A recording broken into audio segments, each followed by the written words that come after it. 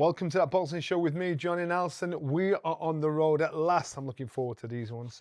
And you know what? I've got one of my favourite pundits, knowledges of our sport, Paulie Malignaggi, alongside me. He's in Manchester on the 16th at BKB. It's his bare knuckle fight. Is it your third or second one? Third fight overall. The second with BKB.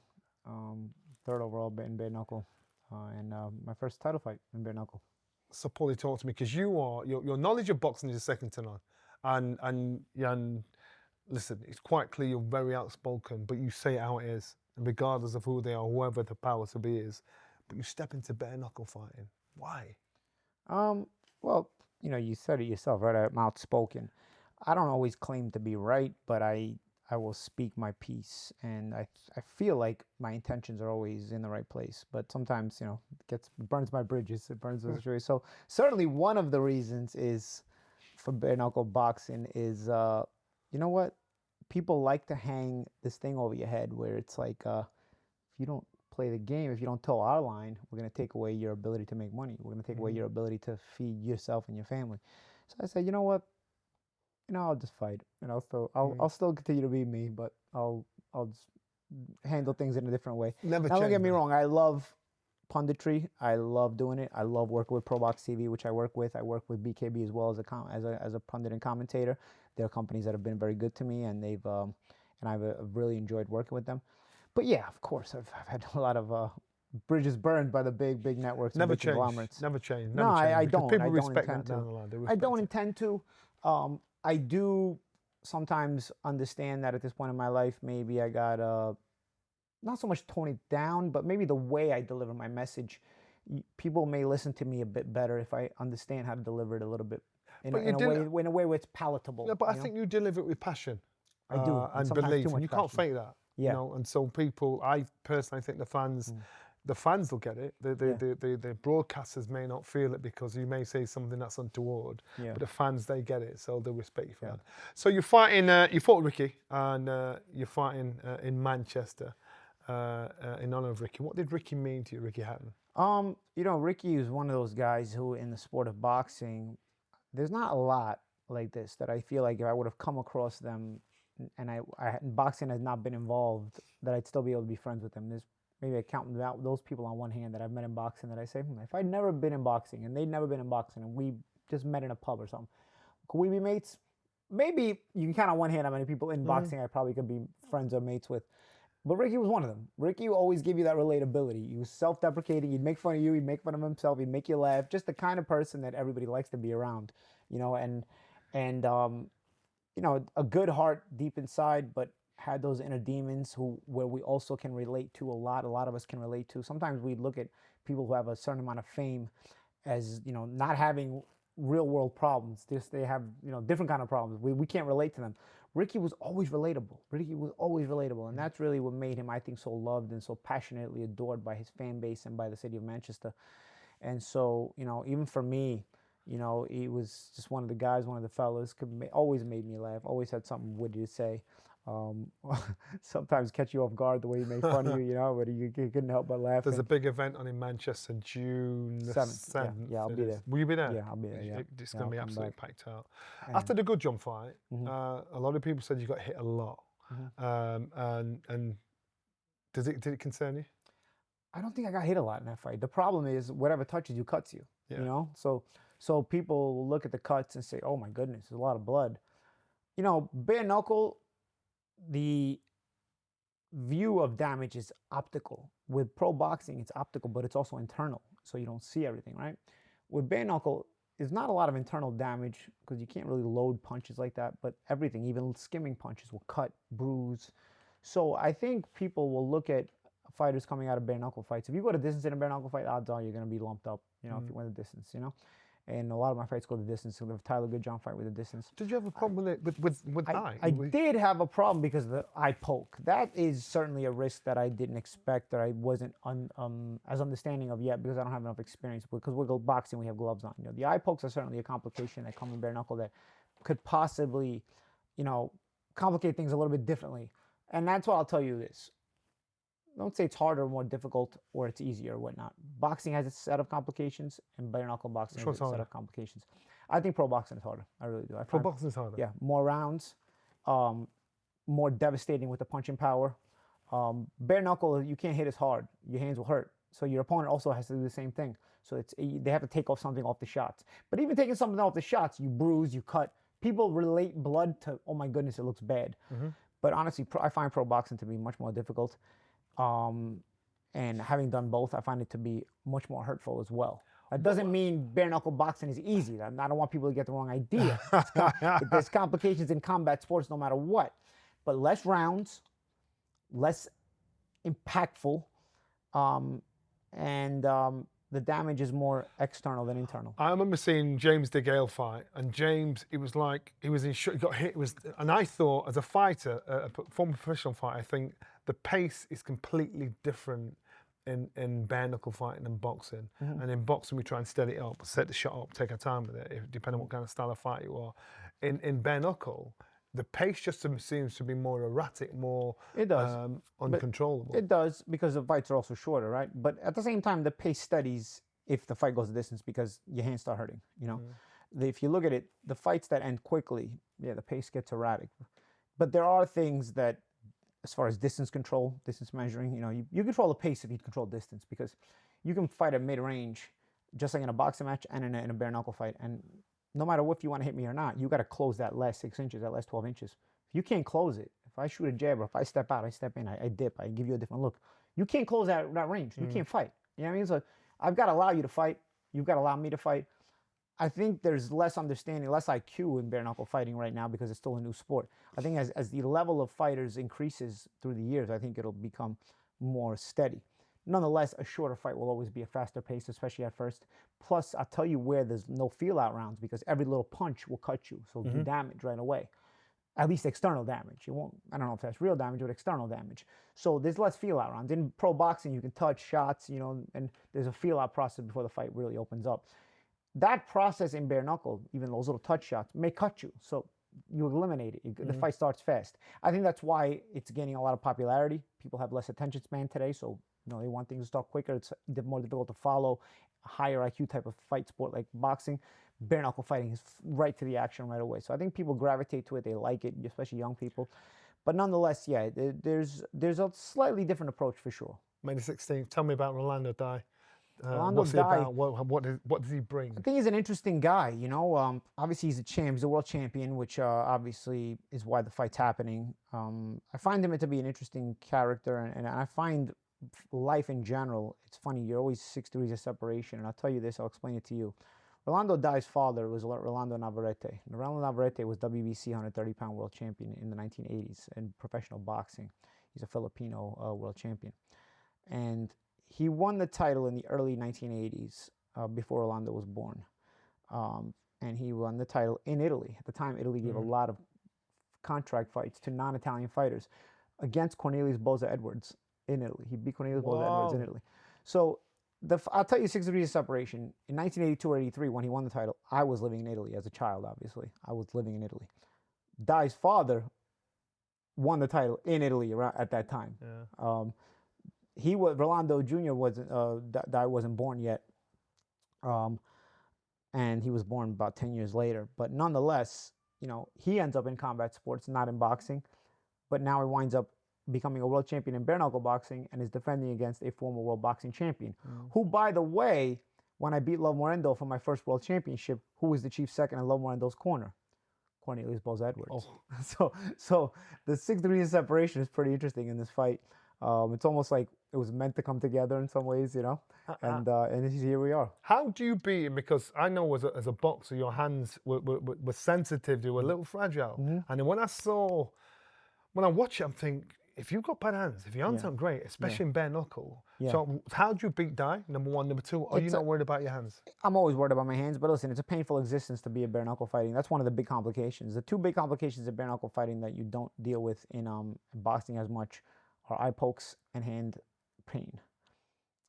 The rest, I think, is much more complicated in professional boxing. But those are two things that separate bare knuckle boxing from professional boxing, in my opinion, that make it complicated.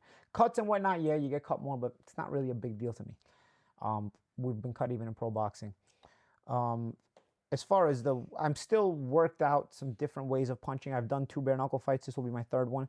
I'm still working on exactly the way I want to punch, to where I can preserve my hands in a fight and still be able to win it properly.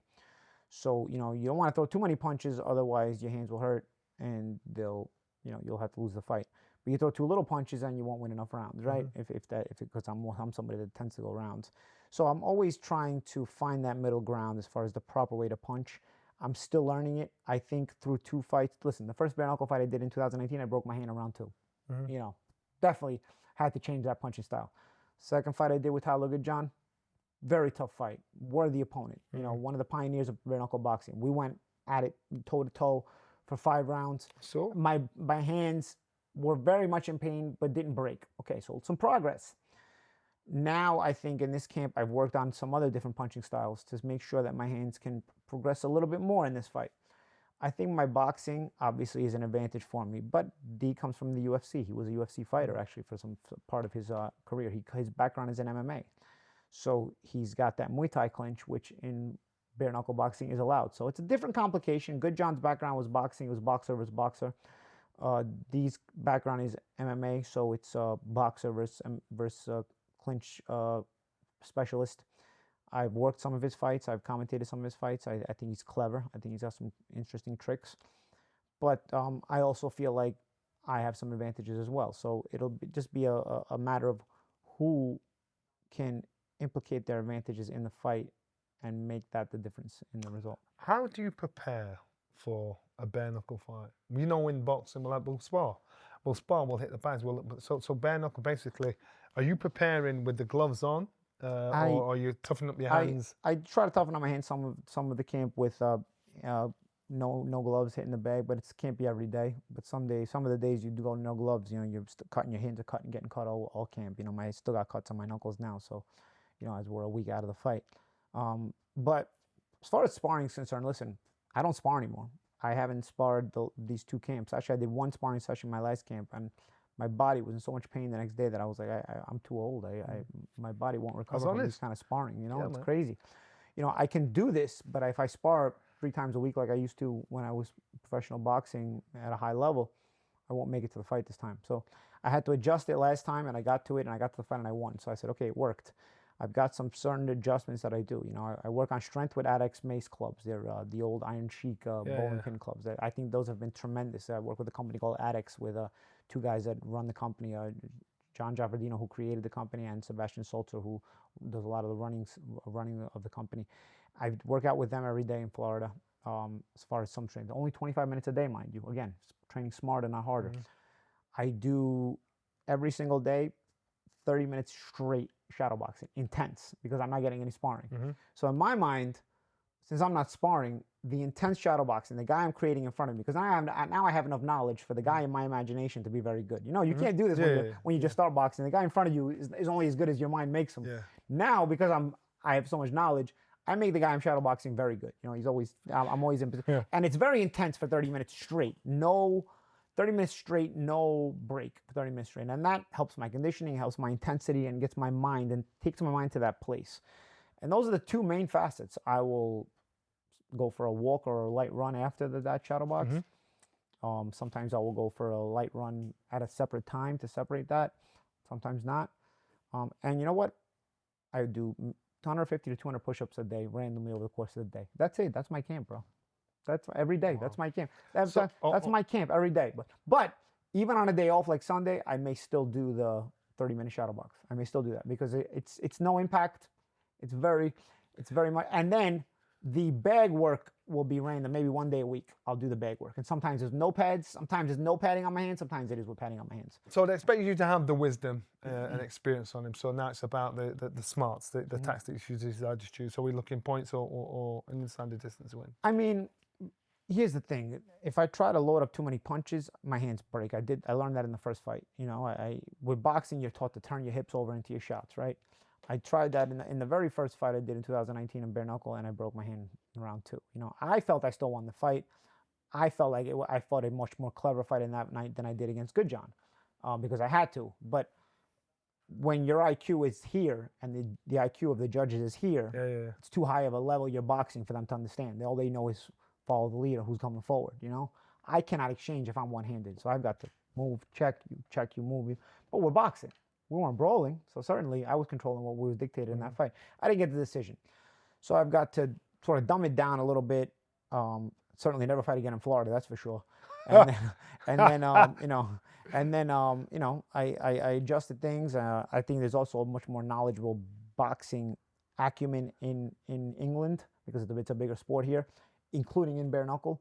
So that's why I've done the first fight in England, and I've done this fight in England. I think in this fight in England, it makes sense because it's sort of a neutral place because D is from the Philippines, I'm from the U.S., so it makes perfect sense to make it here. But, you know, again, he has some advantages, I have some advantages. It's a matter of who creates the dynamic to bring the fight their way. Okay, let's shift the trigger a little bit. So this is post Wardley Dubois. So we'll see this. We'll see your prediction afterwards. How right you are. The fight is this coming Saturday night. How do you see the fight? Why do you see the fight? And who do you see the fight going to? Listen, I think on paper it's a fight that is really explosive. Two big punchers who tend to not shy away from that big action, and two big punchers that tend to end fights pretty quickly and suddenly, for that matter. And also have enough of a vulnerability defensively to make this even more exciting, right? I angle towards Wardley because I feel like mentally he's proven to be a little bit stronger. Dubois is hit or miss, you know? Not that Dubois can't be mentally strong. He's shown, I think, in the Ergovich and Jarrell Miller fights that he is willing to bite down when he's in the mood. But I don't know what mood Dubois is going to be in because I'm not a psychiatrist. You know, with Dubois, you got to kind of be a psychiatrist. With Wardley, we've seen him, you know, kind of bite through and get through it. The only difference here with Dubois is Dubois has been at world-class level for a longer time. So we know. And I think for Dubois, I think because he's been in the ring, in the gym, working with Wardley in the past, and he knows how much he dominated him. In his head, he's thinking, you'll never beat me. And I think Dubois is the kind of guy that thinks if he can do it, no matter what, you're not going to take his mind off. If he doesn't think he's going to do it, such as the Usyk fight, you saw him in with Usyk, you know, he fall to pieces. Yeah. So that's why I'd give him that edge. But and the fact is, Wardley can think in the ring, whereas Dubois doesn't seem to be able to think. He seems to be able to remember. He panics. And being able to think in the ring will take you around the world. Yeah. So it'd be if you see Wardley get hit, do you expect him to get up? Do you expect him to come back with something else? Yeah, I do. If you see Dubois getting hit, not necessarily. Yeah. But not necessarily no either. Because again, the Ergovich fight showed me that he will at times bring fire out of himself when he gets hit. So I don't know, man. I edged Wardley because I think he's more mentally sound in there, but I do think it's a pretty explosive fight. It's a great fight. And because both guys are vulnerable defensively and are big punchers. Who do you think's got the win by the time this goes out? Wardley. I'll say Wardley. Knockout points. KO, yeah. I don't see this fight going the distance one way or the other. I mean, listen, we're saying in foresight. In hindsight, a lot of times you get shocked, right? In foresight, does anybody see this fight going the distance? I haven't spoken to many people. Nobody does. May the 23rd, Usyk's against Hervon. Verhoeven, yeah. That's an intriguing fight and an intriguing choice.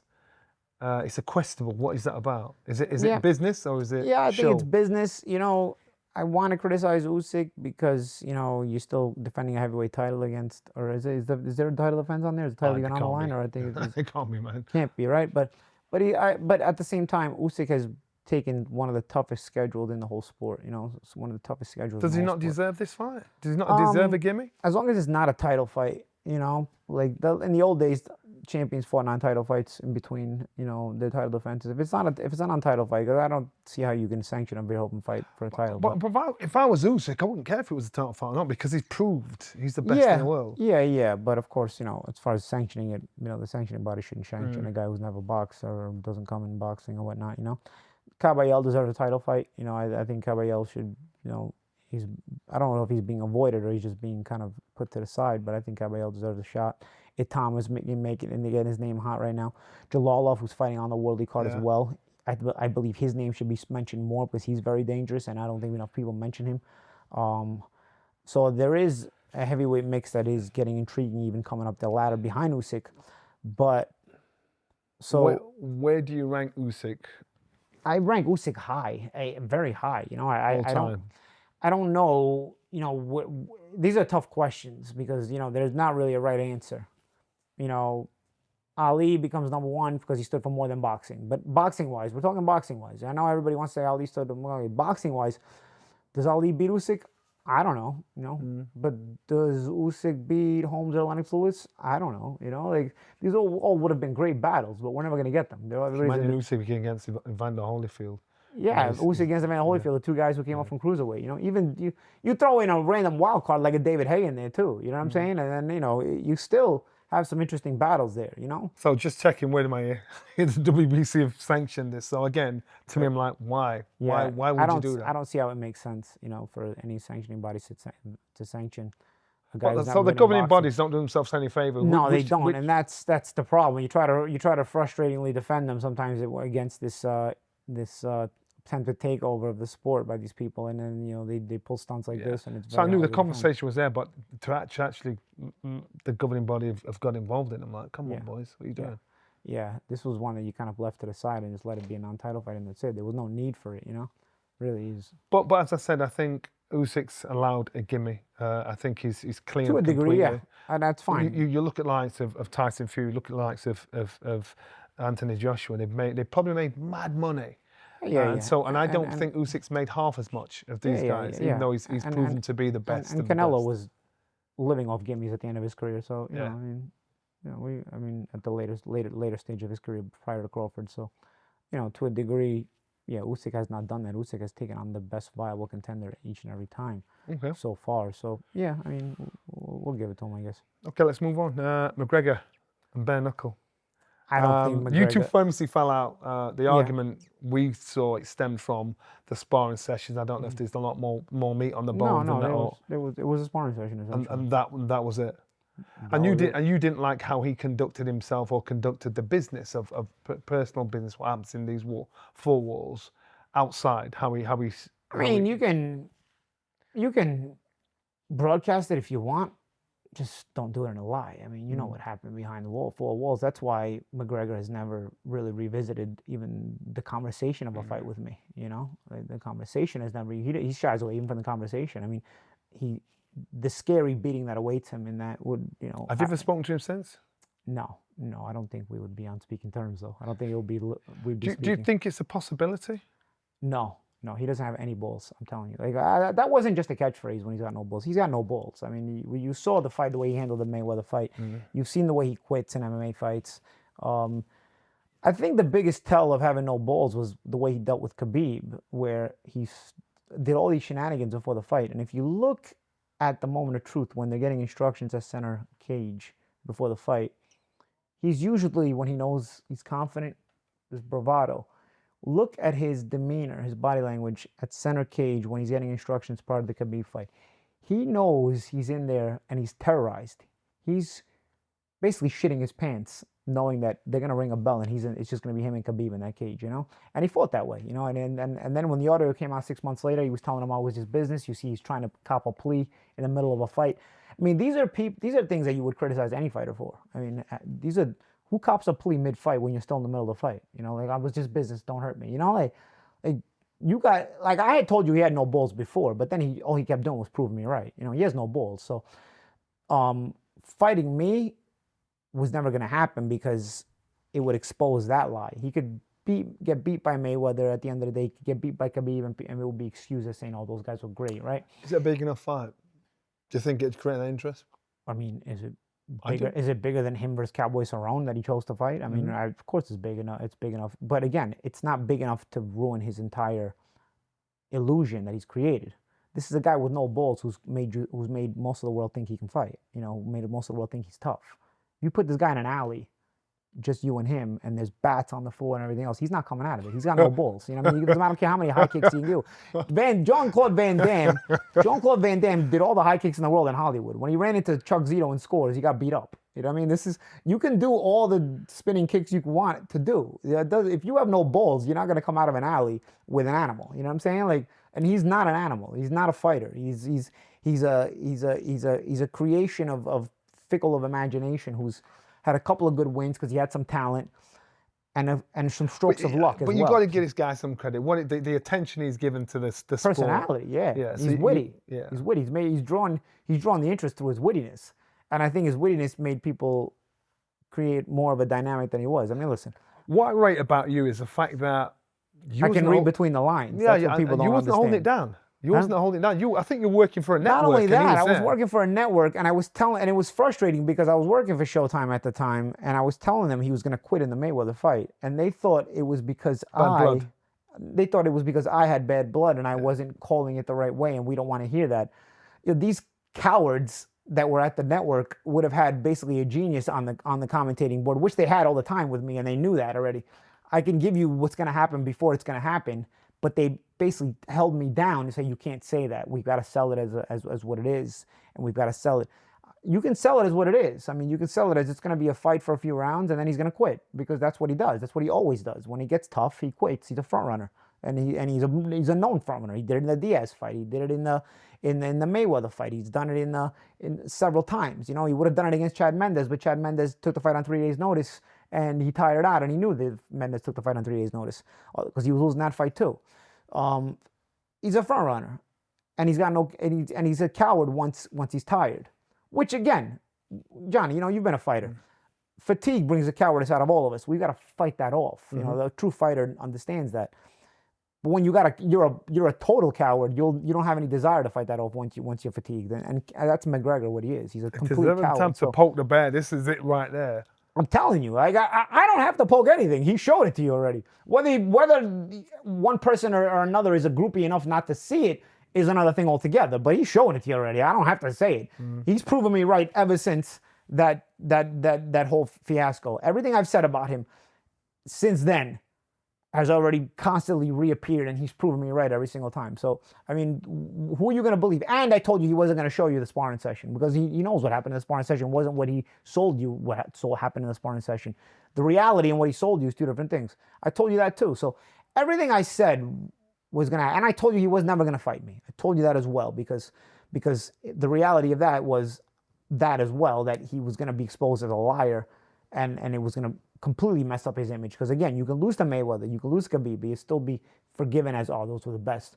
But the guy you made like you ran over in the gym, and now he comes in and beats the crap out of you, you lied to us then.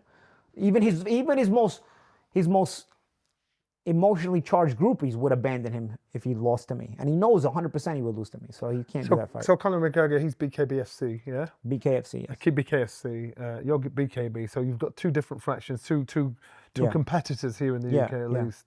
Yeah. It's two rival promotions essentially, but it's the two biggest ones in bare knuckle. That could be the will. Let's talk about you personally. Just a couple of quick ones. What's your hardest fight? Not your toughest fight. Not the best fight. What's the toughest fight you've ever been in? Toughest fighter stylistically I've ever been in against is Amir Khan, because stylistically he wasn't the best fighter I ever fought, but he was the most difficult stylistically because his speed and range control was faster than mine, and those are all the things I depend on. His style basically neutralized all the main things I depend on.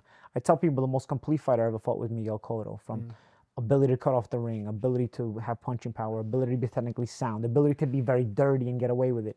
All these things, Miguel Cotto was a very complete fighter, and he forced you into this comfort zone constantly. But at least my speed could offset some of his stuff and keep the fight competitive to a degree. With Amir, I had nothing to fall back on. Fastest fight I've ever seen live.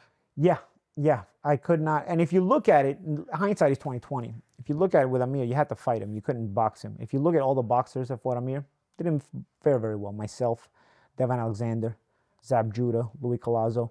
The guys that were able to give trouble to Amir, at least in Amir's prime, were guys who were hard-nosed guys or pressure guys, or guys who stood their ground. How do you think he'd have done with Pacquiao or Mayweather? I always said Amir would be a tough style for Mayweather. Mayweather because Mayweather's a boxer, you know.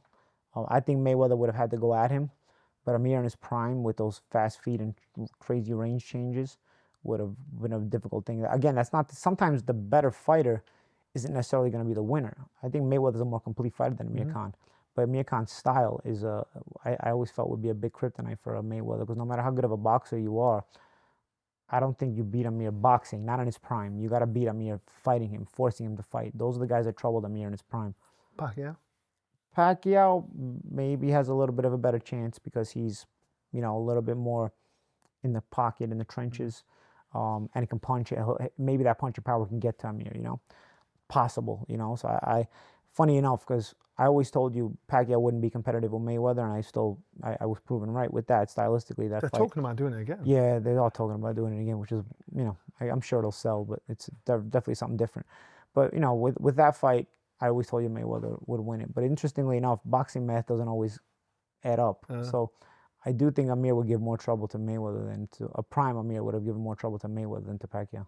How does 2026 look for you? The rest of 2026? I don't know. We'll see. We'll see. I don't. I know at my age, I don't plan too far ahead. You know, I just take it one thing at a time. I approach the fight that's coming up, and then I'll take it from there. You know, there's some things that are being discussed, talked about, but honestly, can't really take anything into reality until I know what happens with my fight next week. And I've prepared well, and that's all that's on my mind right now. May the 16th, this Saturday in Manchester. Paulie's in action. Paulie, always a pleasure. Johnny, my pleasure.